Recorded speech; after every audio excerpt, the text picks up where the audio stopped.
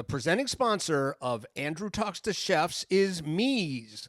Meez is the chef-created recipe operating system that makes your professional kitchen life easier with unprecedented tools for recording, scaling, analyzing, costing, and teaching recipes. Much of it at the press of a virtual button.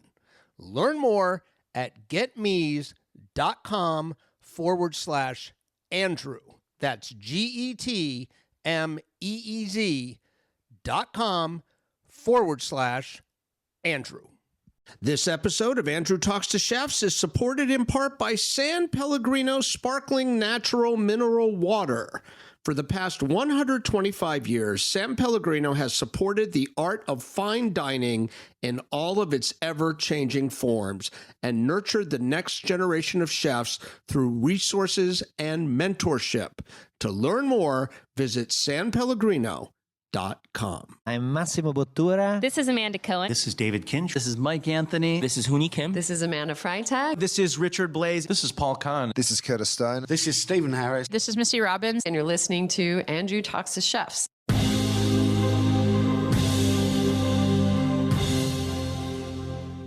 Hey everybody, welcome to the show. This is Andrew Talks to Chefs. I am your host, Andrew Friedman. I hope all of you out there are doing well. Our guest today is Josh Sharkey, and Josh is the founder of Meez.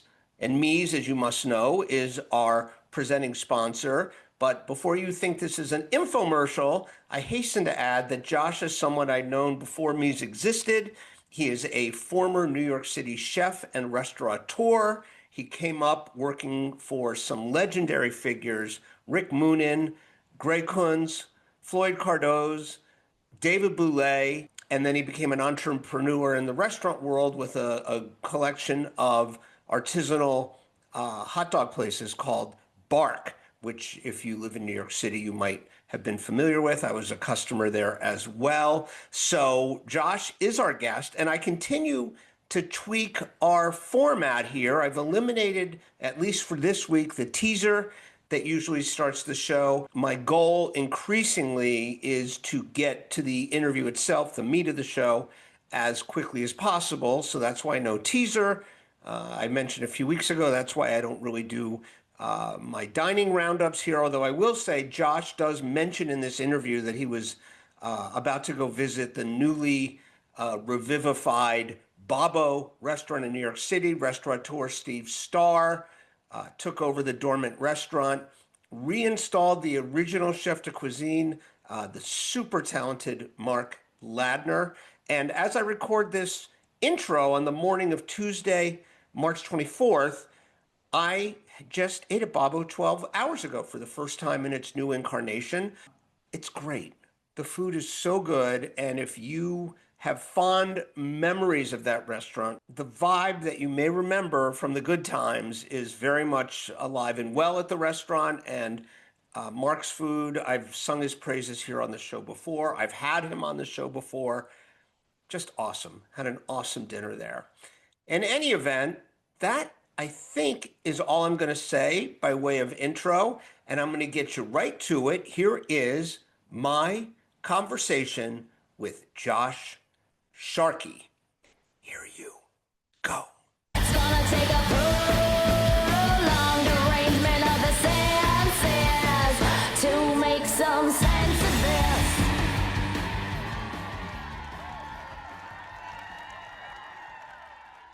Josh Sharkey, how are you? I'm doing great. I'm better that I'm here now that I'm here with you. Thank you. I don't know if I believe that, but...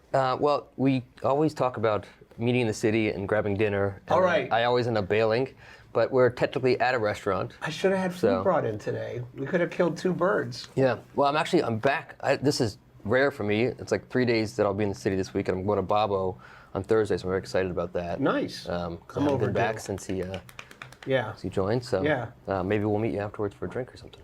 I will be out Thursday night. Anyway, this will all be in the past by the time this show airs. I'm delighted to have you on the show. It's been a long time since you've been on at all. We've never done the full treatment here, so we're going to do that today. But I will have said this, obviously, in the intro. You're our main benefactor these days. Meez is our presenting sponsor. You created Meez. You run Meez. So thank you for the support of the show. We probably would not be sitting here doing a video show were it not for your company. So thank you. Well, it's mutual, so Thank you. I appreciate very it. much. So before we talk about Meez, because people have just heard 2 ads for it before we got That's to true, this. yeah. Let's talk about you. I don't know how many people know, and when I talk about, the brand, your brand, we always say, and it's part of your messaging, it's chef created, right? But you had a whole career before founding this company. You worked for some great chefs, some legends, we would say. And I want to get into all of that. But before we get into the Pro Kitchens, just tell us a little bit about where you grew up and kind of what young Josh Sharkey was like. How far back am I going here? Well, we're not going to stay there too long, so go as far back as you like. All right. Well, why don't we start in the latter years? But I grew up in Virginia, so my family's from New York, and as it relates to probably what we'll talk about, I started cooking early on in high school, somewhat because I was interested in it, and somewhat because my father passed away when I was 16. He was 48, and my mom worked. There's 3 kids, so she would be working late nights. So I would often make dinner for the family, and that's how I got into cooking, more sort of necessity and then fun. And I wrestled in middle school, high school, college, and wrestling was what helped me get a scholarship at a culinary school. I never thought that I would cook when I was younger, and then, like many things in life, I found that you present something to the world, and then you just kind of go and do it. Later in life, I would tell people I'm going to go travel to Mexico or to this country, and then I sort of had to because I told enough people. I remember when I was in high school, there was an article in the Washington Post, or Times, I don't remember which one, that said Sharkey, something along the lines of Sharkey cooks on and off the bat, because I did some interview and I told them that I was going to culinary school. I hadn't fully decided yet, but I was thinking about it. And then it was in the newspaper. I was like, I guess I'm going to culinary school. Wow. So that's Okay. how I ended up in culinary school. But I grew up in Virginia, brother and a sister, so 3 kids, and then left there when I was 17. I did not know until a few seconds ago that you were a wrestler. So I love talking about people's childhood, teenage years athletics, right, and what they did. I'm always interested in whether people who end up as cooks and chefs, whether it was they did team sports or individual sports or both. And I think it says something about people. I don't know that I've ever had anyone on the show who'd been a wrestler. I was a wrestler. I didn't know that. And I imagine you were probably a good wrestler. You have a really good build for a wrestler. But it surprises me a little bit because, wrestling is a fairly aggressive sport. You're very much putting yourself out there in a way that could be, if you're not good, it could be hugely embarrassing. I guess the odds of getting hurt in high school wrestling probably are pretty slim.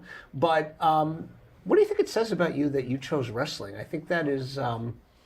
it's not a place that people's minds go to right away. If you said, list me some high school sports, it's not as popular, I don't think, as it once was. Well, it's changed a lot over the years. I think for the better. It's an incredible sport. I would love for my kids, if they want to get into wrestling, because so much of it depends on self-discipline and self-motivation, and it teaches you early on to get in the arena. Because I'm probably first and foremost an entrepreneur. You just we build things, and at any given time you are in the public eye and will fail very often. And wrestling is a great way to kickstart that. The impetus for me getting into wrestling originally was I tried out for basketball when I was very young and didn't make the team, and the wrestling coach was like, "Why don't you do this?" And so that's how I got into wrestling. I think I was very good. I don't think I was, the best by any means. There was, some incredible, obviously I come from Virginia where wrestling was a part of life, but it was definitely a formative part of what made me who I am today in terms of self-discipline. I remember early on, my high school days were 5 a.m., get up, run 5 miles, come home, eat a rice cracker from Quaker Oats rice cracker, go to school, go to wrestling practice, go to the gym, go to a second wrestling practice, go home, play pool. Every shot that I would do 10 push-ups or 10 sit-ups. And that was my life for a very long time, until drugs got in the way. But and even in college. But I think wrestling is one of the most incredible sports for anybody to learn discipline, and also the getting in the arena and being in the public eye. Well, and also the competitive nature of it, and unless somebody's done something comparable, I don't think you really can understand it. But like everyone who listens to the show knows I'm a big tennis player, and I love we say the mano-a-mano nature of tennis, but it's not a contact sport. Wrestling, you get in a confined space with another person, and it is an intimate sport, for lack of a better word. You are physically trying to dominate another person. It is, yeah. And that, I don't think until you've done that, I don't think you can really appreciate the uniqueness of that in the sports setting. It's something, it's like boxing. It's something that's, there's very few corollaries to it outside of that context, in a normal life. It's interesting. I think there probably are if you can make the connections, when you think about any competitive sport where technique and strategy outweighs strength and aggression. Although aggression is always going to be helpful if you use it the right way. In wrestling, just like in jiu-jitsu or any sport like that, strength is almost never the direct correlation between winning or not. It's technique plus persistence and like how much you're willing to grind. But I think that I learned when I got to college, I ended up going to culinary school, and that culinary school ended up becoming the #1 wrestling school in the country for D2. I separated my shoulder at a tournament at Cornell early on, and then I never wrestled again. But I remember wrestling with kids that came from like Idaho and places like that, and seeing that aggression in combination with technique, and I was like, oh, that's not me. that aggression piece, and I really appreciated it. And I was like, wow, I wish I had deployed this earlier on in wrestling, because it was such a new way of thinking of competing, sort of the technique and the skill combined with just like, how do you like leverage aggression? But it wasn't really me enough. But it is, like I said, it's just an incredible sport. I really do hope my kids, I'm trying to get my son to start doing it, and my daughter. They're very young, but it's just a great sport to learn discipline. You know what? I used to wrestle. I think let's do it. Let's go. You want to do it right now? Yeah. Okay. I think I'm the wrong weight class. Okay. So, you mentioned, through this tragic event, how you start cooking for your family growing up. When you start doing that, what was your natural aptitude? Were you a quick study? Did you pick up cooking relatively easily? And what kind of eater were you? Were you someone who had an appreciation for good food, or was this strictly a practical matter, like the family needed to be fed and it made sense that you would be the person who filled that role? I didn't grow up with a lot of, I love you, Mom, but like incredible food. We ate what we ate, and some of it was good, but I wouldn't necessarily say that like I had this super like developed palate. I think what I had was immense curiosity from very early on. Like, oh, I remember doing I got a scholarship for wrestling, but we didn't have a lot of money. Any money. So I had to find other ways to get scholarships, so I entered a recipe contest, and I remember making this sort of red pepper sorbet with tuna, I was 16. I didn't know. By the way, I'd never gone to a restaurant before. Like I didn't know. Like I went to, I lived in Virginia and we had Don Pablo's and Fridays and things like family that. restaurants. But I remember always being like, I wonder what it would be like if the ice cream was, savory. And I wonder, like, we had ranch dressing. So I'm like, I wonder what it would be like to like marinate a steak in ranch. And so I was always curious. So I think that's what helped the most with cooking was curiosity, which I think is, you just had Wiley on. I think he would say the same thing. The curiosity is probably the most important trait, coupled with discipline to be a great cook or anything. And I was just super curious, like always thinking, like I wonder what this would be like. And because I had nothing to compare it to, I hadn't gone to restaurants, I hadn't eaten, in a bunch of places. I was just sort of 0 to 1 thinking, I wonder what it would be like if we did this or that. And so I did that all the time. And because I was the one cooking often, I got to make whatever I wanted. Mm-hmm. So, when you talk about entrepreneurship, when you said that's how you would define yourself. Am I right to assume that wasn't the case early on, or you would have like gone to business school or something instead? Like, when did you recognize that was kind of the dominant professional gene for you? It's so interesting because there's a huge juxtaposition of how I think about being an entrepreneur and then how I thought about cooking. Because from a very early age, I always wanted to own a business and start something. And my father wanted me to go to Wharton, and it was always I was always thinking about it. But I started cooking in professional kitchens, early on, 17, 18, once I went to culinary school. And I never once thought, I want to build a business. I wonder what this will be like if I could do this and then build this thing and scale it. And it was just, I want to be the best chef. And that's all I ever thought. There wasn't really a semblance of entrepreneurship for a very long time. And I think cooking was sort of pushing me, in some ways, like on the opposite direction. Because all I cared about was making, getting better and making things delicious. So they're somewhat, it's funny, they became diametrically opposed. I don't think that's necessarily a good thing, but it's what happened for me. Mm-hmm. And what was the cooking school experience like for you? I mean, let me put it this way. Are you an advocate for going to culinary school, having done it yourself? It depends. I think that I didn't learn a lot there, but I think that partly is because of me. I think that culinary school can be helpful. You can learn a lot just going and working in restaurants and get paid very little, but not pay somebody.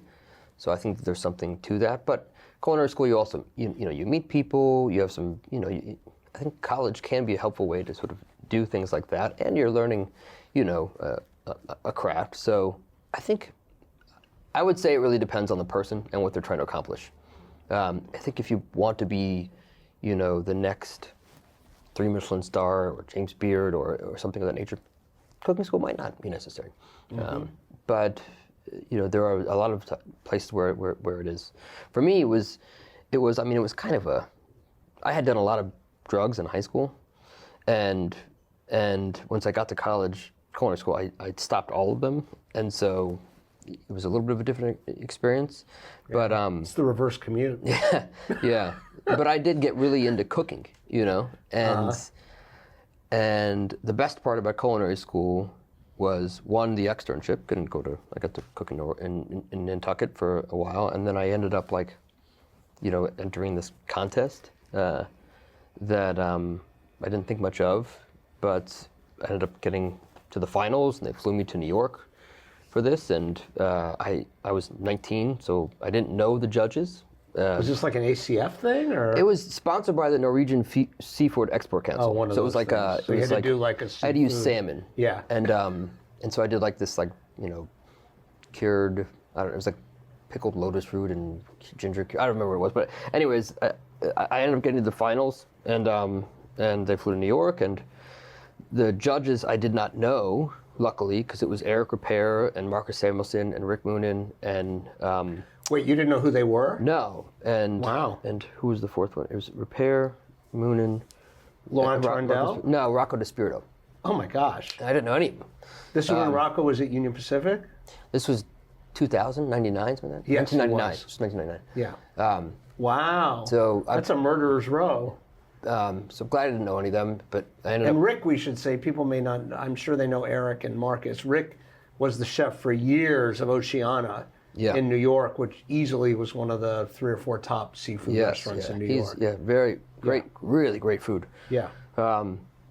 So I think because I was not as nervous because I didn't know them, I ended up winning. And so I got to travel through Norway with Rick and Chef Repair and John Mariani, and we sort of traveled through the Lofoten Islands in the north and all these restaurants, and that was when I remember eating at this restaurant called Oro, which was a chef named Terje Ness who had just won the Bocuse d'Or the year before, and I'd never eaten a restaurant like that, and I think he got 2 Michelin stars right when he opened, and right away I was like, yeah, this is what I want to do. This is incredible. What was it about the meal that made you, that lit something in you? Was it the ambition of it? Was it like you just wanted you didn't mention plating just now. You said, it was live this, and, was it the dining experience, or was it the technique that was on display? Like what resonated with you? The dining was more of a, like we ate there and it was incredible, but it was really just being in the kitchen.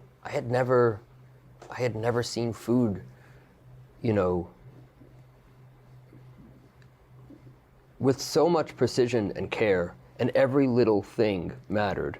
And the shallots were coming in still on the vine, and I learned how to dice shallots, and I'm like slicing up the shallots, and then this kid who was the entremetier came over and he was like, no, and because I'm trying to do them all fast, and he like showed me, the way that he showed me was just it was very precise, and they were doing things that just blew my mind at the time. They were like, like slicing fennel into thick little steaks, basically, and tying them and confitting them in olive oil with basil and things that I just never, and searing them with the way that they were approaching ingredients was so much thought that I was just blown away, and the execution too. I remember just seeing the way that they were, glazing gnocchi, a la minute with this like wok, and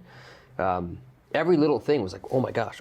Even the family meal. I remember because I got the stage there, and they were, family meal was incredible, and they would go to the room next door and sit down for staff sat meal. like one of those long tables. Yeah, and one day was there wine? I don't think there was wine, no, but one day they made American food for me. The whole team had American, and the chef was like, Texas big, lots of big food. I was like, okay.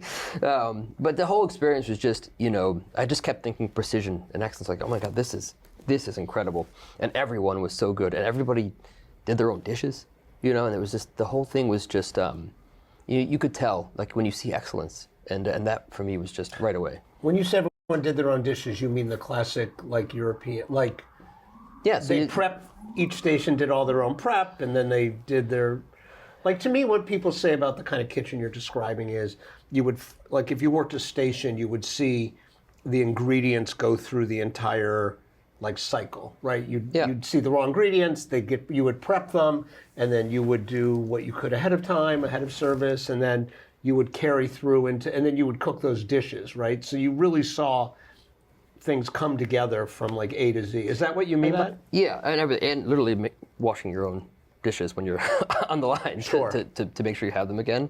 But yes, everything coming in that day, they had a very small walk-in, and the scallops would come in the morning live. You break them open, and in America you can't get those really, but here, you would see everything come in completely, like, incredibly fresh, and then by the end of the day it's all gone. And it was just, it was incredible. And this and then you sit down and you have the dinner and you have this other experience, and I was hooked. Was that when you set your sights on New York City? So when I hadn't quite thought about it, other than I knew I was finishing up school, and obviously there was Repair and Chef Moonen and Marcus. So you need to decide which restaurant to go. So I picked Oceana to go to, but it wasn't natural. I just think organically it was like, yeah, of course I should go to New York now, and I went and worked for Rick. Hey everybody, Andrew here. I want to encourage you to check out our presenting sponsor, Meez. Not because they're our sponsor, but because Meez exists to make your kitchen life easier. Meez is the chef-created recipe operating system for culinary professionals. What that means is that Meez is a virtual place to house all of your recipes, and just as importantly, it enables you to derive all kinds of information from them: food costs, allergen data, yield loss, unit conversions, and nutritional breakdowns, and also to scale them up or down, and even to cost them, and to do most of that at the press of a virtual button. Meez is also a teaching tool that empowers you to incorporate how-to photos and videos to illustrate individual recipe steps and techniques, which is especially useful and time-saving for multi-unit organizations. The basic version of Meez is free for the entire culinary industry.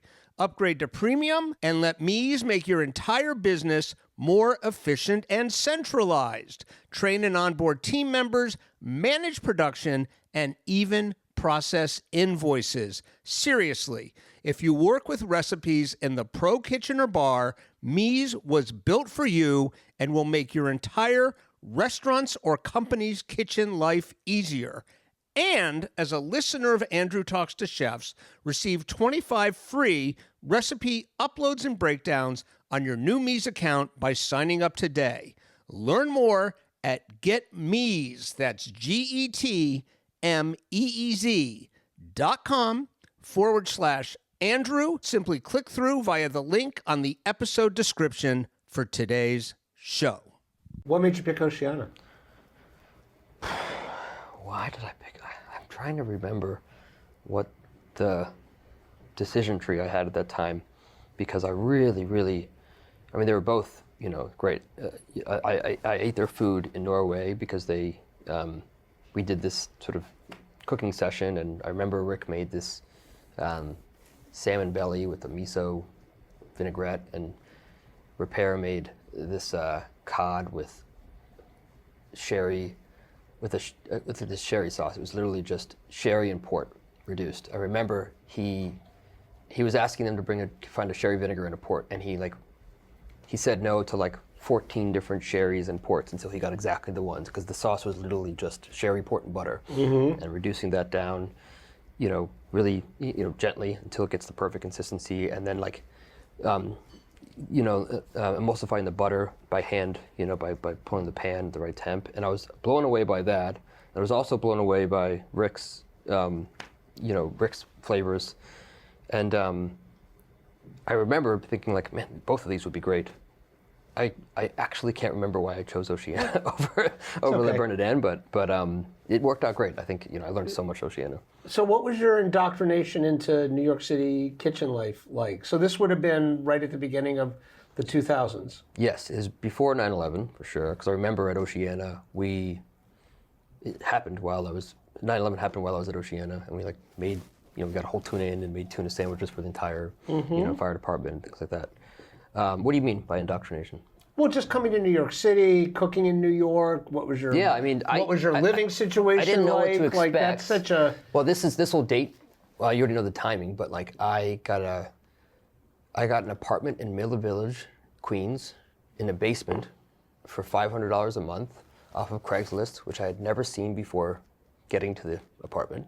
So I rented it sight unseen from Craigslist, and I worked at Oceana, so I had to take a bus to Grand Street, and then the L train to 14th, and then the 6 train up to 51st. So it was about, I don't know, like an hour and a half commute. Every once in a while, I would splurge and take the $5 bus in, but that was a splurge, so I would only do it once a month, and that would save me 25 minutes. But I didn't know what to expect. I think Rick was, he was either trying to make a point, or I really did just, wasn't. I did just not do what he needed me to do. But the first 4 or 5 months were fucking brutal. And then one day it just flipped, and then it was fine. And I was, I kind of got it. And then I was, I could get the station. I went to the next station, to the next station, and then I really sort of like got my groove. But it was tough at first. Mm-hmm. At the same time, I loved it. Like this was 2000, so I was the youngest cook in the kitchen by maybe 15 years. Really? They were like, the cooks were like 35, 40 years old. I mean, these were, the sous chefs, I think, were a little bit younger. Anthony Amoroso and Matt, oh my gosh, he's 16. What's Matt Accarino. Oh, sure. Yeah. So Matt and Anthony were like the sous chefs at the time. But everybody else was really, much older. I remember there was like a couple cooks that were like in their late 30s, early 40s. So it was I think it was also a different experience probably than it is, today in kitchens. But it was great. I loved it. What, that moment in time, and the answer may be not at all, but I'd love to know if either or both of these books meant anything to you. You're part of a generation, right around 2000, within a year of each other, the French Laundry Cookbook and Kitchen Confidential come out. And those two books, to me, I think there's a whole generation of cooks and future chefs who were really affected by those two books. Like Tony's writing about what kitchens were like and the life and all of what it was like then. And then Thomas's book, really kind of showing like, here's what's possible with food. This is kind of a view of the mountaintop. Did either of those books have any place in your 100%, of course, world? Yeah. And what's the one that Michael Simon was in? Michael Simon was in for a lot of the book about being the master chef exam. The one that Michael Ruhlman wrote? Yes. That was not. Yikes! Soul of a Chef? I think so. Yeah, that one too. I remember that. The one that starts with the CMC exam. Yeah. That book, Kitchen Confidential. It was either Soul of a Chef or Reach of a Chef. Yeah. It was one of those books. Those two definitely had a huge impact. Kitchen Confidential was just super interesting. I think I remember I lived on Nantucket, cooking in Nantucket when I read that. So I hadn't yet gotten to New York City. So it may be a slightly different impact, but I think it was just a beautiful read. And then Ruhlman's book was just a great sort of depiction of cooking, and both of those sort of galvanized my my desire, intent to cook. Mm-hmm. French Laundry, I remember vividly when it came out. I was at Oceana, and I just remember us trying everything. So we started poaching lobster and butter. In the kitchen? Yeah, we were poaching lobster and butter. Like for service, or you were just in your free time? No, like the sous chefs, everybody just like putting specials on. That was like butter poached lobster, and I remember doing the garlic the garlic confit with cod, and like we were just trying all of those things, and that sort of like that impacted so much of the stuff that we were cooking. That book, I'm sure every kitchen started to do things like that. Well, that's why I say those two Tony. It's interesting you bring up Ruhlman because that's probably one people would bring up if they stopped and thought for a minute. But those other two, Tony and Thomas, to me, if anyone out there hasn't seen it, have you ever seen the French Laundry visit that Bourdain made for his old television show?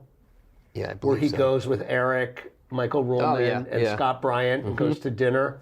Anyone out there, it's my favorite thing about the French Laundry. But one of the reasons I love it is it's that moment in time where those two books kind of, were having a moment. And they kind of converge there. Yeah, I also think Like a Chef had a big impact too.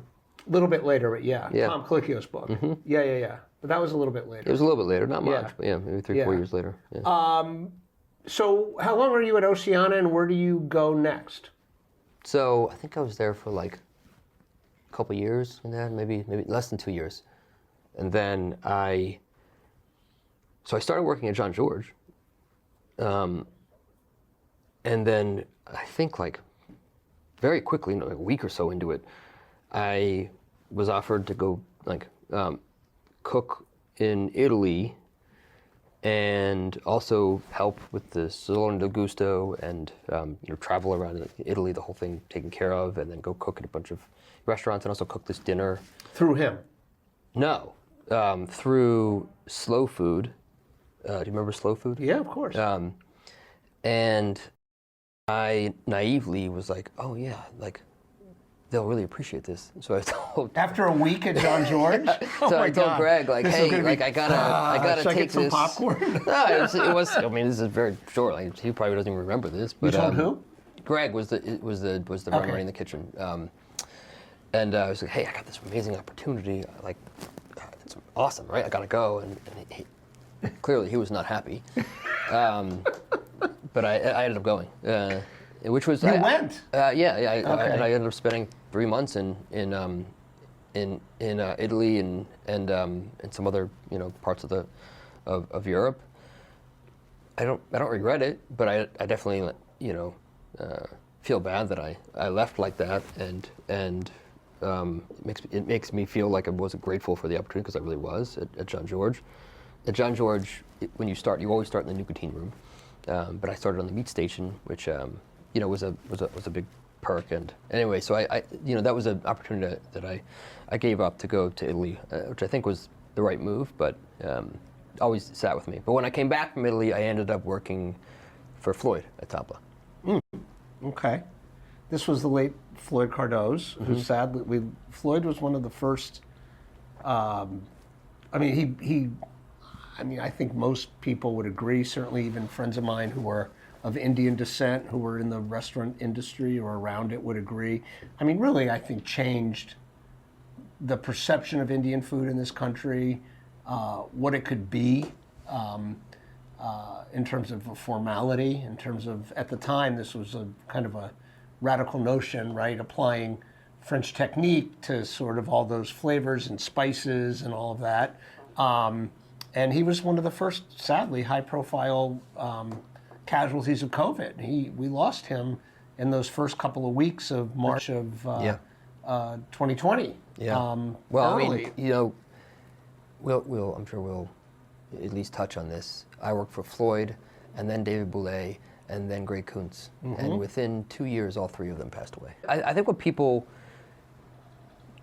maybe didn't get talked enough about Floyd is Chef Floyd was, yes, he definitely changed the perception of Indian food in America. Like restaurants like Sema wouldn't exist without Floyd. And I think that's a fair thing to say. I imagine they would probably say the same thing.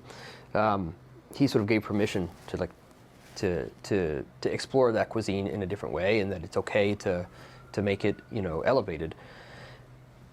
That said, Floyd is also probably one of the best technicians and cooks you'll ever meet. Like if you ever see him on the line, he was incredible. I mean, he came from Lespinasse, and you didn't really last at like Lespinasse if you're not an incredible cook.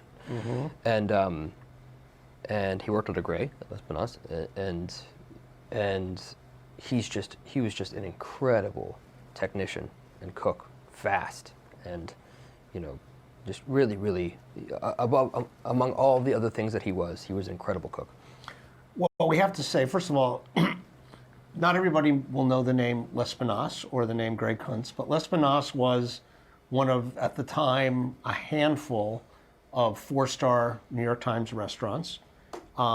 It was an incredibly lavish, like Rocco DiSpirito was on the show, and he had been a chef de partie there, and he compared the dining room to Versailles, right? Like it was very ornate, very old-fashioned. I mean, I used to say you could have walked in there like in a powdered wig, and probably it wouldn't have drawn like too much attention. Well, yeah, it was the St. Regis Hotel, and I think it was one of those hotels where the food was intended to just drive the guest experience. So I imagine food cost was not as important. Right. But all the cooks that came from that, Rocco DiSpirito, Andrew Carmelini, Floyd, Todd Humphreys. I mean, there's an enormous amount of incredible chefs that came from that kitchen. And that was under Kunz, because then Christian Delouvier was also a chef there, and it was a really special place. So let's talk about Floyd for a sec, because we haven't talked about him in a while here. I mean, again, that restaurant was really interesting. People often forget it was part of the Union Square, what we now call the Union Square Hospitality Group. You just mentioned all these people that came out of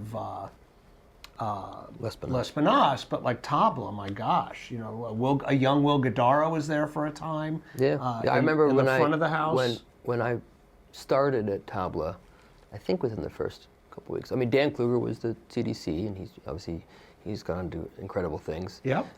Franny's, the Franny's crew came from Tabla. Yeah. Will Guidara and Randy Garudi started at the same time.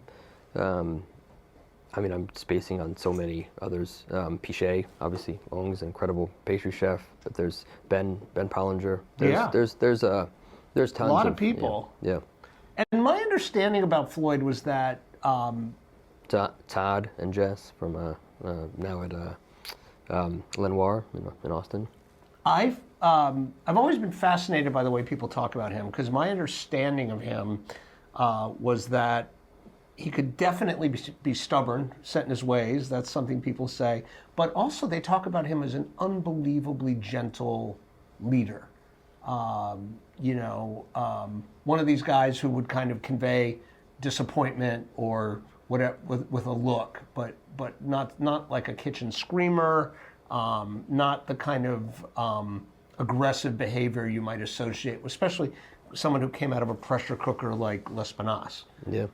Yeah, no, he was not much of a screamer. Yeah, I think he could certainly be stubborn in many ways. It's tough. I had a tough relationship with Chef Floyd, because I think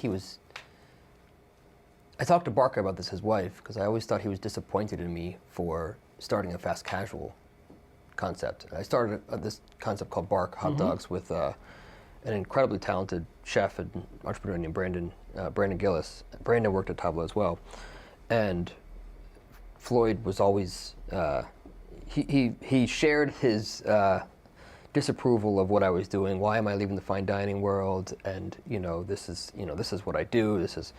I mean, I think later on, I think he was more appreciative of it as he grew and built other businesses. But for a long time, I felt like he was really disappointed about it. Barca has a different perception that I think he was just looking out for me, which is very likely what the case was. Yeah, he probably thought he was like, I was concerned, Yeah. I would guess. By the way, there's an interview with Barca in the catalog of this show. If anybody wants to go hear it, I think it's quite She's a really special touching. person, too. Yeah, she was great. I'm going to take a pause here, and then we'll pick up with things and get to Bark and meez and all of that in just a moment. We will be right back. This episode of Andrew Talks to Chefs was filmed at the iconic Gage and Toner restaurant in beautiful downtown Brooklyn. Situated for more than 125 years just across the Brooklyn Bridge from Manhattan and just steps from several major subway lines, Gage and Toner mingles a transporting landmark setting with contemporary standards of food and hospitality. Gage and Toner's current chapter began in 2021 when the restaurant was reopened by a trio of successful Brooklyn restaurateurs following a lovingly performed restoration. In addition to the expansive chandelier downstairs dining room, the second floor is home to the Sunken Harbor Club, Gage and Toner's very own tropical cocktail bar, and to two conjoined private spaces decorated to resemble a Victorian townhome. We film in one of those. Whether for any occasion dining, a drink or bite at the walk-in only bar, or a private event, Gage and Toner looks forward to hosting you. For more information and/or to reserve your table today, visit the link in our episode description for today's show at andrewtalkstochefs.com or wherever you get your podcasts. May I have some more water? Well, yes, Josh, you may. Thank you. Tastes delicious. When sponsors collide. It's got just the right amount of effervescence. I agree with that very much. Okay. Well, I guess we should move on without talking about David Bouley for a minute, because you worked for him as well. I mean, Bouley and Gray, yeah. I mean, Gray and Bouley is those are two of the. I mean, those those are two of the very few chefs in New York who've ever held 4 stars.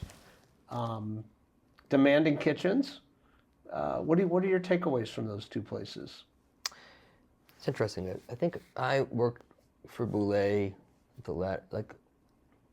at another phase of his career, if I could be honest, where he's an incredible chef, and his brain works very differently than others. I remember, I have so many memories. Most of them are tragic from that kitchen, because there was, the crew at the time was the best part of it. Cesar was the CDC. Cesar Ramirez, and you had Evan Rich, who's now got Rich Table and RT, and PJ Kalapa, who's now Rhea, and you got Christina Tosi, who's Tosi, and Jess and Todd, and Lenoir. The list goes on of just so many incredible cooks. Alex Krunert, incredible pastry chef. You could just keep going. There's so many. So there was so much to learn from everybody there, and everybody made each other better. David Santos, incredible chef. David, I don't know. I think he might not have been as happy. He would always talk about over there as the restaurant across the street that it used to be. But he's an incredible mind. But the kitchen was, it was a bit of a shit show in terms of there was no real teaching. The most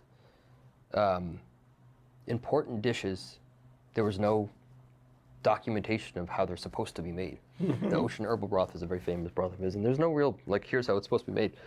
And you just either fuck it up or you don't. And that was everything there. And things would change on a dime, which is great. You learn a lot about how to be prepared. I think about how his mind worked. I remember I got yelled at a lot. And one time he brought a whole pig from his, I think a farm nearby his home. And I have another pig story from him that I won't bring up here. Those of you that know it. But we were doing we did a tasting menu on the fly, and he had some parsley from the farm. He was juicing the parsley, and he's like, okay, Josh, I need some of the pig fat. And so clearly I took some of the back fat and I started rendering it. And he's like, what are you doing? And I'm like, you said you needed pig fat. And he didn't say anything. He just kind of scoffed, and he moved the pan, and then he got a tammy, and then he just took some of the fat and he just starts pressing it through the tammy. And just the raw fat, he's pressing it through a tammy. And I was like, that's interesting. He's like, why would you heat up the fat? He's like, you're completely degrading the flavor. And because the sauce was basically just gently warmed parsley juice and pig fat, pork fat. And it made tons of sense. I was like, oh yeah, that makes a lot of sense. Because every time you heat oil, it degrades. And so you're just barely heating it while warming the juice. I was like, that's a brilliant way to think about that sauce. And a really shitty way to teach a cook how to do it. You could have just told me what you wanted to do. It's honestly, a lot of what I think about in terms of not just meez, but how to think about leadership. I learned from what didn't work there, and how to set people up for success, and how to create an environment where people can succeed. I felt like a crappy cook there, and I came from a place where I felt like a really good cook, and then I went to a place afterwards with Kunz, so I felt like an incredible cook. But at Bouley, I felt like not good enough, to be honest with you. And everybody around was, I think, sort of in survival mode, but all very good. I remember Evan Rich was the nicest, kindest, sous chef, and would help me out a lot. He had been there a long time, and I think that the people around were a big part of what I enjoyed about that experience. But he was an incredible mind, and I think he could have approached how to lead his team better. My impression of him, and when he died, I ran the interview I did with him for Chefs, Drugs, and Rock and Roll, and I felt like he struck me as someone who, this phrase gets used too much, but I feel like he had an artist temperament. I feel like he was an artist. He was, yeah. And artists we talked before about team sports versus individual sports. I think in a perfect world, and I didn't know him that well at all, but he struck me as someone who in a perfect world wouldn't have been his success would have been bound to other people executing his ideas and his food. I think in a perfect world, he would just almost be cooking for like one or two people and just letting it rip. Do you know what I mean? Like, I think he was did have frustrated. this incredible ability. He had such a fluency, you know, like he could do with food what a good musician who's able to improvise and jam could do. Yeah. You know, but that, how do you convey that to third parties? No, I think that he was frustrated that other people didn't think like him. And if you think about your last guest on the show, Chef Wiley, also an artist by every sense of the word and a scientist, but found a way to create an environment where there was safety and that it was okay to fail and it was okay to ask questions and everyone was in pursuit of the same thing. And so I do think that there's a, you know, look, we all have our demons that create what happens for us. And I think Chef Bouley likely, you know, was just frustrated that other people didn't have the same vision as him and didn't have a way to convey that vision to people in a way that would allow them to execute the way that he wants. And that made him, I don't know, I'm just guessing here that made him very upset and he didn't know how to deal with it. When I was about to take the job at Bouley, I went to interview with Kunz. Kunz was working on Cafe Gray, and they hadn't opened yet. And I was like, okay, well, I'm going to go work at Bouley. And then Kunz said, okay, I'll see you in 6 months. I was like, no. And you know, that's funny. He was right. So, okay, so let's talk about this project you did, Bark. What was, I mean, this is your entrepreneurship meeting your culinary experience, right? What was well, tell people what Bark was. You know this, before I knew you, I was a regular there with my kids, because we lived in Brooklyn, not that far away. But what was the concept? How did it come about? And how did you go about taking that leap into, you know, being a business owner? You know, a lot of it was with Brandon Gillis, my business partner. He understood a lot of the business side long before I did, and had a lot of these ideas as well. We lived in Park Slope at the time, and there was nothing good other than like some, you know, fine dining type restaurants, and we didn't understand why there's this disparity between either there's like food that's expensive and you sit down and there's, you know, waiters and that's good food, and everything else, it's okay that it's not great because it's cheap. And this was in 2008 or really 2006 when we started the idea, before Shake Shack was really a thing or before anyone was thinking about the premise. And the premise for us was, what if we took all the great ingredients we're getting from all these great farms like Norwich Meadows and, you know, Mountain Sweetberry and things, and what if we took the techniques that we employ in, you know, fine dining, and what if we applied that to something very simple? Simple could have been hot dogs. At one point we thought it would be chicken wings, it could have been burgers. The idea was just like, let's apply it to something simple. And that was the concept, is use the same technique and the same great ingredients and apply it to something very simple. So basically, in this case, like American, you know, fast casual or fast food. And at the time, it just really didn't exist.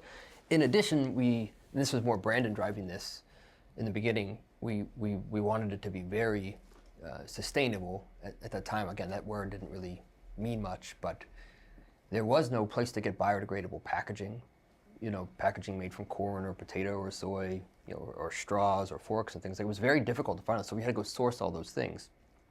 And that also didn't exist. And the idea of this was existing in San Francisco at the time, but not so much here, of composting and landfill versus compost. And so we had this trash bin very specifically designed at the front of the restaurant so that you were thinking when you went to go throw away your tray, is okay, the landfill goes here and the compost goes here and the recycling goes here. And, you know, at the time it was a very novel idea. Now I think it's probably pretty universal. But my intention going into it was, I want to make sure we are accredited. Like we get in the New York Times and we become like this is great food and a new style. And then honestly, I kind of wanted to, after a year, just do something else, go back to fine dining. Didn't work out that way. Brandon ended up going to San Francisco, and so I ended up running it for a lot longer than I had planned. But that was the original intent. What were your big takeaways from the experience of, how long was that Bark around? 8, something like around 8 years. At the end, I was more done.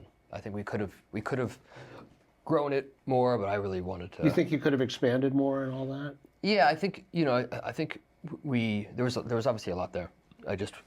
My heart was sort of not quite in it for quite a while. I was really battling with this, why did I leave fine dining for this? I spent 15 years doing this fine dining, and now I'm doing this, and so it was sort of eating away at me. A quick note of thanks to one of our promotional partners, S.Pellegrino Sparkling Natural Mineral Water. For the past 125 years, S.Pellegrino has supported the art of fine dining in all of its ever-changing forms and nurtured the next generation of chefs through resources and mentorship. To learn more, visit sanpellegrino.com. Was meez a twinkle in your eye yet? Were you already thinking about it?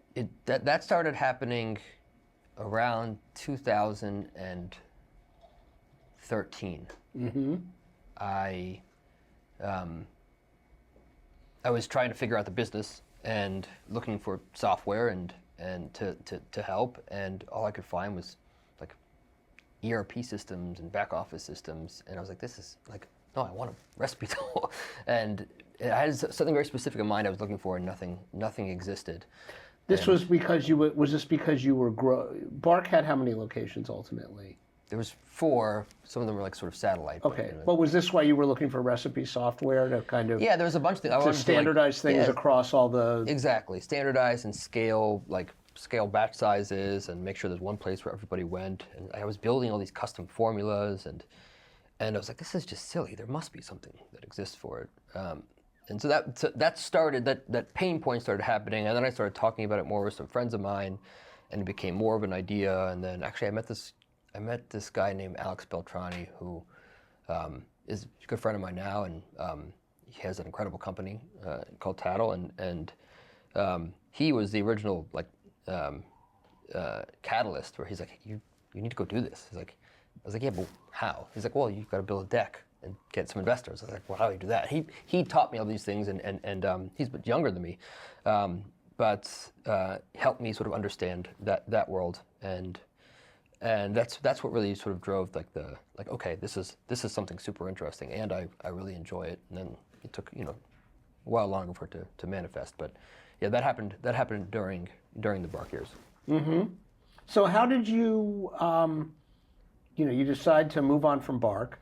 How long a process was it? Because I think of you as this like super tech savvy person.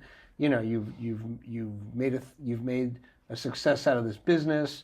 The idea that you were needed to be told to go do a deck, and how do I go about doing this? You're describing a very steep learning curve. How did you put yourself on a schedule? Did you give yourself X amount of time to kind of get the lay of the entrepreneurial tech landscape? How do you break down the phases of getting to a place where you launch something like meez? I didn't really think of it that way. I knew there was a huge gap between what I knew and what I would need to know. And I also didn't know what I didn't know, which is more important for anything, for anybody. I was basically starting from zero. I spent 15 years or 20 years understanding the restaurant business and cooking and being a chef, and I knew that like the back of my hand. And then the minute that I really knew it well, I moved on to something where I knew absolutely nothing, which in some ways was terrifying and depressing, and in some ways was really invigorating because I could sort of start from ground zero, and then I just got obsessed and very excited. I loved this idea of building systems and technology, and I loved that I could do it and still connect with cooking. But it was just a lot of meeting people and asking questions and failing and asking more questions and failing some more. And most of what I've learned is through failure, honestly, like just really fucking things up. And that for me, I don't know about everybody, but for me, the best way for me to learn is to actually experience it, whether in a good way or a bad way. It's like the cliches when when someone tells you your first 5 hires are the most important part of your whole business. You have to make sure those first 5 hires are incredible. That makes a ton of sense. It's obvious. It's almost cliche, right? But like understanding the impact of it was something that I needed to learn through a number of not so great hires, and not because they're the wrong people, but not because they're bad people, because they were the wrong hire for what we needed. Mm-hmm. And I think that was how I learned everything that I've done. And I think it's also just because I really did enjoy it. It's funny because building technology, or at least the design iteration of it, is, there's a parallel to cooking. You're thinking about experience and UI, and what is someone going to feel when they go to this screen, and are they going to be confused? Are they going to be upset because of this thing? And how could I make this feel like even more special if I change this and I remove this step, and things like what is like the real, like what's the first principle behind the idea I'm trying to convey? Mm-hmm. So like wipe out everything because you basically don't know anything anyways, because you never built software. So just thinking from a first principle standpoint allowed me to have more fun and also build things that maybe would not have been built otherwise. Mm-hmm. But I mean, this was a long, this is 2026. I launched Meez in 2021, but I started thinking about Meez in 2013. So we're talking about like 13 years of. Yeah, I remember it just being this, like you called me once because I was still doing a lot of cookbooks, and you were just like, I didn't know what it was about. You were asking me all kinds of things about. That was, so before we launched Meez in 2020, we were going to launch 2020, and then this little thing called COVID hit, and all the restaurants shut down. And so I was like, yeah, I'm not going to sell recipe technology to restaurants right now. So we quickly pivoted, and I asked my engineers to build a consumer version of the app and a e-commerce site of recipes. And instead of selling the tech, I built an ecosystem where chefs could actually sell their recipes to the public, to customers, to friends. And it helped them generate tens of thousands of dollars each. 100% of proceeds went to the chefs. I lost lots of money from that project, and we probably lost $500,000 of development just through the 6 months of like my team and my CTO and us building this thing, so that we could provide some value for the restaurants, because that's all we're really trying to do. And the silver lining was that I gave this tool to the chefs for free, so they gave me a bunch of feedback on what worked, what didn't. I saw where they were getting stuck. Along the way, I kept thinking, and I still think about it. We haven't pulled the trigger on it yet because I like to stay focused, but that the cookbook, the experience of the cookbook is broken. There's the beauty of a cookbook that you put out because of the expression of like who you are, and that I think is beautiful. I think there's a lot of that is great. But then there's the utility of a cookbook, where I have, like many chefs, I have hundreds of cookbooks on my shelf, and when I want to go find the calamansi, marinade from that one book, I have to go find which book was that in, and what page, and it's this kind of recipe, and now I need to convert it because I want to make more of it. And what if every single cookbook on my shelf was on my phone, and I just said calamansi, and the 12 cookbooks came up, and I was like, that one, and I'm making it for 45 people, and I actually only have 12 ounces of fish sauce, not 14, so scale it back. And it did that for you. It's like, that should happen. And by the way, the chefs can make money not just from the cookbook itself, but from all the products that you're using in those, because everything is digital and trackable. And I think there's something really special there. I will eventually get to that once we solve this recipe problem for the industry at large. Can you? I just want to talk for 1 second because you just made this comment about you learn a lot from your mistakes. A lot of people say that. And I know this because we've done some things together, right? The last few years. You and I are diametrically opposed in mindset. I am someone who we're sitting here filming our 6th maybe video show episode, but we started working on this last summer, right? And then, I was looking at the options and decided, I want something that looks really nice, and I want it to be perfect out of the gate, and da da da da da. You wouldn't have done that. You would have probably gotten up on the air with, maybe it would evolve over the months that I spent doing things. It's actually no. You disagree? I wish, because I feel like you're much more like, let's go see how it, and then we'll figure it out. Like, I'm that more old like, thing of we'll finish building the plane when it's in the air. I'm more like that in some ways, but I'm more like that to marshal my whole team to start a thing. It's funny. I always say I don't know why this keeps coming up, but I remember. I hope I haven't said this too many times, but I remember like staging at Danielle, and they dropped a whole bunch of petit pois on my table. I was a young cook, and I had to clean those petit pois, and I was like, well, what's the fastest way to get all this done? I don't remember who it was. It was Olivier or Jean-Francois, and they just said, start. I was like, oh, okay. It always stuck with me. Yeah. But, so I am that way in some ways in terms of marshaling my team to sort of like start. But with many things, I do take my time, and maybe more than I should, because I'm a big believer that it doesn't matter how well you can do one thing once. It matters far more how well you can do something consistently over time. And so even the podcast, like I knew I wanted to do it for quite a while, but I had to spend a lot of time thinking, okay, my company's going to sponsor this, so I need to make sure that is accretive to the company. It's going to take me a significant amount of time. So one, is this going to be worth my time? And how will I find the time to do it? And then how will I actually facilitate this with my team and all the organizing and coordinating? And I spent a lot of time before I pulled the trigger understanding, is this something that I can do consistently over time? Because a podcast is a great example. There's probably 1 million podcasts that started, and 11 episodes later, they're done.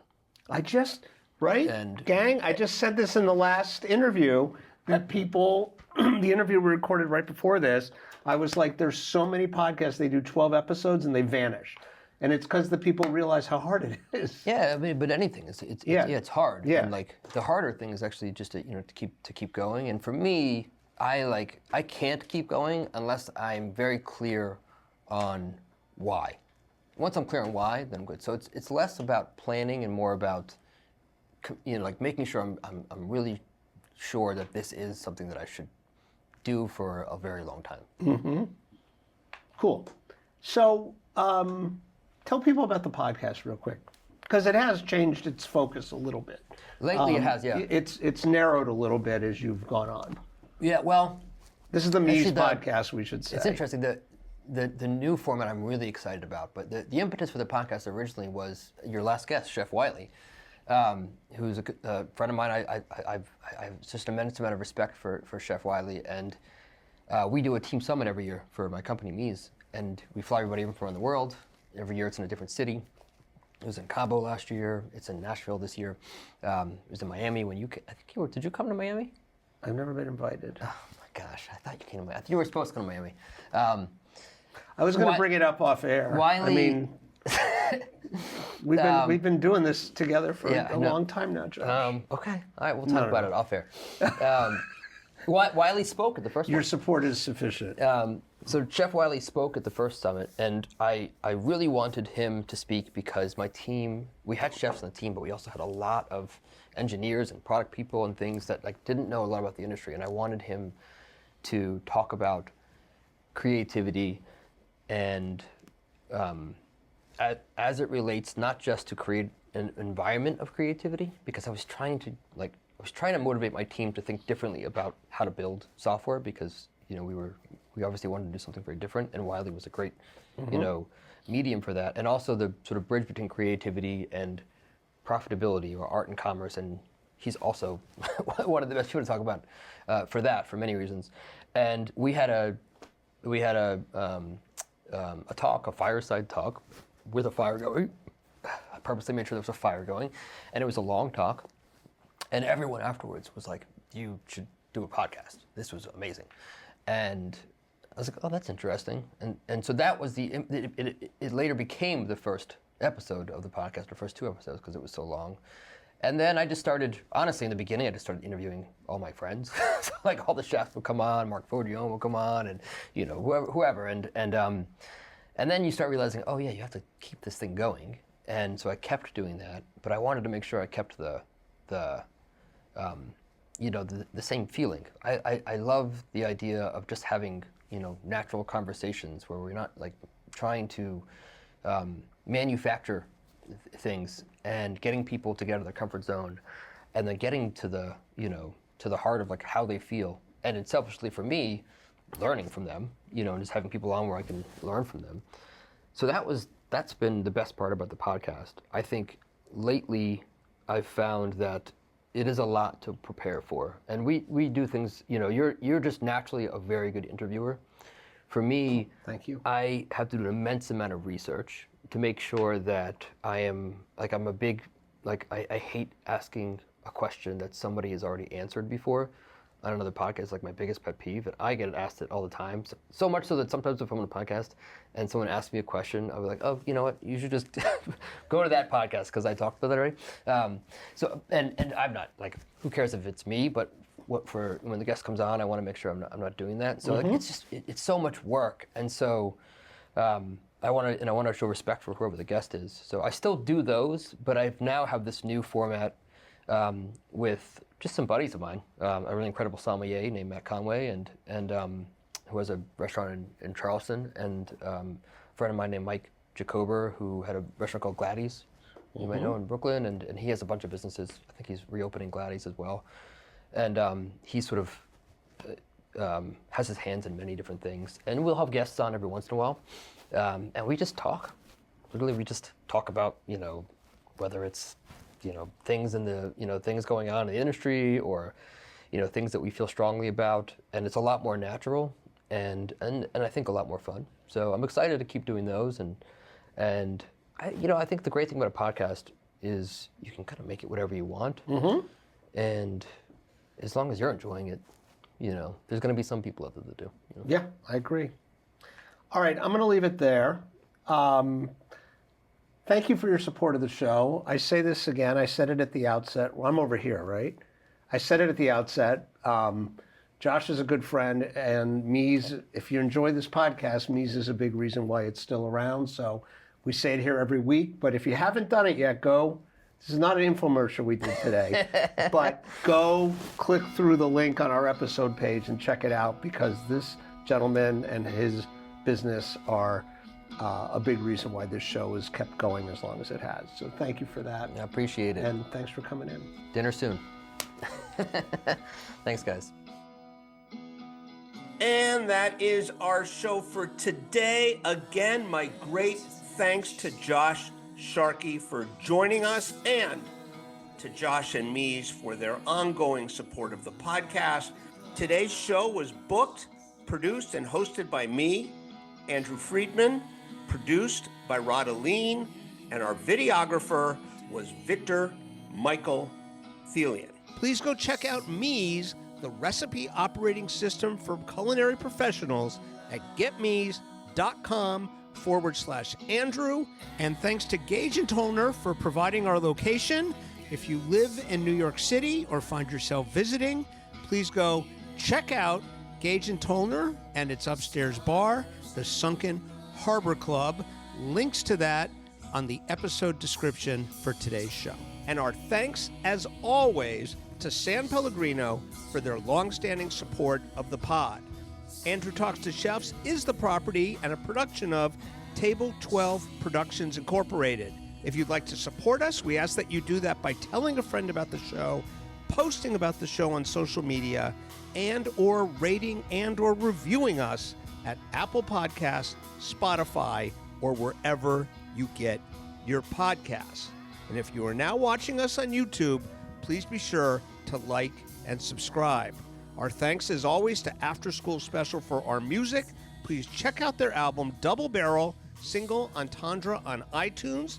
Please follow us on Instagram and also on TikTok. @Chef Podcast is the handle on both platforms. Thank you for listening, and we will be back soon with another episode of Andrew Talks to Chefs.